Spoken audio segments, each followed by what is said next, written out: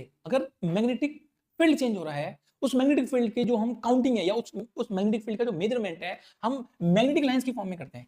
The measurement of the magnetic field lines passing through a surface is called magnetic flux. ठीक है, अब देखो जैसे ये कोई भी सरफेस हो सकता है, इस सरफेस से ऐसे फील्ड लाइंस पास होंगी, जो फील्ड लाइंस परपेंडिकुलर पास होती हैं इस तरीके से, हम उन लाइंस के मेजरमेंट को बोलते हैं मैग्नेटिक फ्लक्स। हम इसको फाई से रिप्रेजेंट करते हैं।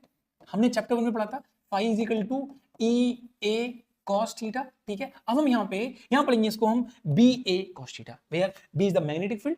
ठीक है, ए जो एरिया, जैसे किसी भी एरिया से फील्ड लाइंस पास हो रही है, देखो ये एरिया है, इससे फील्ड लाइंस पास होंगी, इस तरीके से हम उन्हीं फील्ड लाइंस को काउंट करते हैं जो सरफेस से परपेंडिकुलर जाती हैं। लेकिन क्या हमेशा ऐसा होगा कि फील्ड लाइंस हमेशा परपेंडिकुलर होंगी? नहीं, फील्ड लाइंस किसी एंगल पे भी देखो ऐसे भी मूव कर सकते हैं फील्ड लाइंस।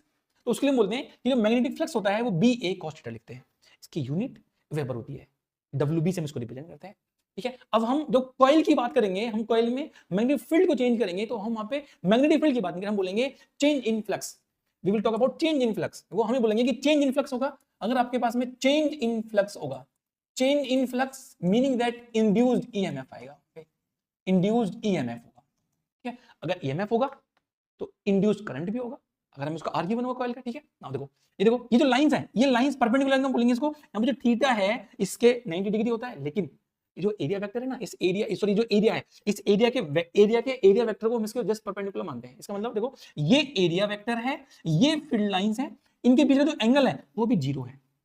और cos जीरो की वैल्यू कितनी होती है? B A cos theta. हम बोलेंगे यहाँ पे बी ए cos जीरो, और cos जीरो की वैल्यू 1 होती है, तो आपके पास में जो फ्लक्स बनेगा फाई की वैल्यू बन के आएगी बी ए। अगर फील्ड लाइंस आपके परपेंडिकुलर पास होती हैं तो बी ए फ्लक्स बनता है। अगर देखो कोई भी लाइन इसके परपेंडिकुलर पास ना करके इसके पैरेलल निकल जाए, देखो लाइंस पैरेलल निकलने का मतलब है, आप देखोगे यहाँ पे ये एरिया वेक्टर है और ये एंगल 90 डिग्री है, तो बोलेंगे यहाँ पे बी ए cos 90 और cos 90 की वैल्यू जीरो, इसका मतलब फ्लक्स जीरो है अगर लाइंस आपके पास में परपेंडिकुलर पास ना करके पैरेलल ऐसे निकल जाए, आपके पास में जो फ्लक्स है जीरो होगा। और अगर किसी ऐसे एंगल थीटा पे होगा तो हमें पता है हम इसको बोल देंगे बी ए cos थीटा। तो ये छोटा सा कंसेप्ट है मैग्नेटिक फ्लक्स का। क्यों? क्योंकि हम